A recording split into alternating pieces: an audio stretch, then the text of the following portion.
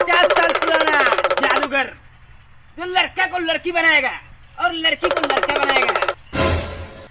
और एक खास बात, जो सामान गायब करके दिखलाएगा। हाँ हमार सामान गायब कर दो हाँ जी। बेटा तू बड़का जादूगर हो गल बरो। तो सामान गायब कर दो हमार अंतरू अच्छा मंत्रू तोर सामान बिलंतरू। आयो रे माँ। बाप रे साथे सामान मिला गल हमार साथे का सामान मिला गल। देखो जो मिला ये सामान चाहिए हल्ला करबो तो तोर सामान बिला तोरो को बिलवा दम, चुपचाप बैठ। ना हमार शादी का दिन धराइल बा हमार बारो चितिया दे शादी के दिन धरे में तो चुपचाप ना बैठ। हमार सामान चाहिए ना हमार सामान चाहिए चुपचाप बैठ जो। बैठ तो सामान में नहीं ना तो तोरो को बिलवा दे। ना पढ़ता नहीं शादी के दिन धराइल बा तुम्हारा के लगे का जाई, चुपचाप बैठ जो। पढ़ता कदरदान आ गया जादूगर आप लोगों को गांव में एकदम शानदार दिखाने।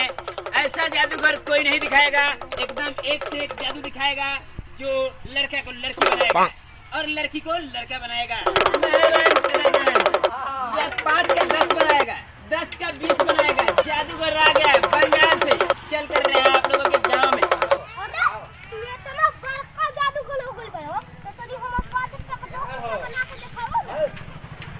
ई कौन बड़का भारी चीज बा? 5 के 10 एक बार मंत्र लगाएगा और डबल हो जाएगा। आई देख लो, ए जोड़ी में नहीं कनु पैसा लौकता नहीं कनु देखो 5 के 10 एकदम एक मंत्र में बनाएगा। एक मंत्र में आप लोग के सामने बनाएगा। 5 के 10 लौकता 5 के बानू एकदम एक मंत्र में बनाई। 10 रुपया डबल सिक्का 5 के 10 मंत्र पड़ेगा। चालू करी मुट्ठी खोल दसा, हाथ खोल दसा, सब लइकता एकदम हाथ खोल ले रहा एक खाली है हाथ भाई बनू 5 के 10 हो जाई। एक एक मंत्रवा में हमारा से रंग न डलाई भौ जाई, हमारा से रंग न डलाई भौ जाई और पेट में लइका में करिया हो जाई।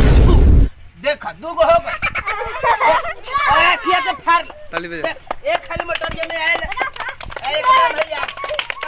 देखा 5 के 10 हो गए।